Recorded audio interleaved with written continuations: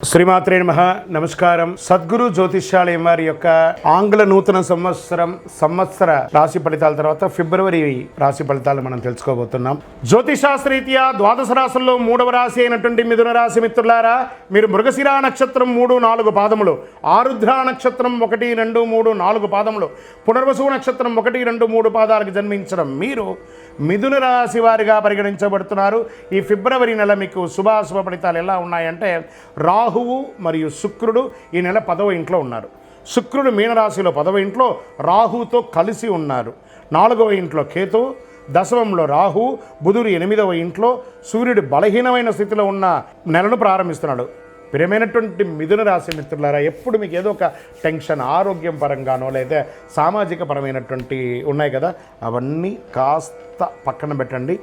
కొంచెం ఒడిదుడుగులతో ఉంటుంది, కాదనట్లేదు, కానీ మీకు చాలా మనోధైర్యం కలిగిన వారుగా మీరు ఎదగాలి. ఈ నెలలో మీరు మీ కోపాన్ని అదుపులో ఉంచుకోవడం నేర్చుకోవాలి. మీకు మీరే ఇబ్బంది పడతారు ఆ కోపం వల్ల.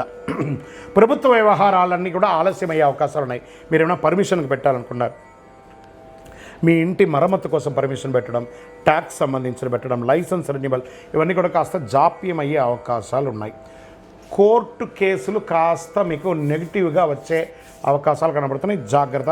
రాజీ ధోరణి చేసుకోండి, కాంప్రమైజ్ అయిపోండి. మీరు దేనిలోనైనా విజయం సాధించడానికి మౌనం మీకు ఉపయోగపడుతుంది.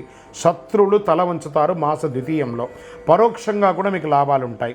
ఊహించని ధన ప్రవాహం మాస ద్వితీయంలో అద్భుతంగా ఉంటుంది. నెలాఖరులో సోదరులతో ఏర్పడిన చిన్న చిన్న అభిప్రాయ భేదాలన్నీ కూడా కుటుంబ సభ్యులు, అన్నదమ్ములు, అక్కచెల్లెలతో కూర్చొని మాట్లాడుకొని నెరవేర్చుకుంటారు.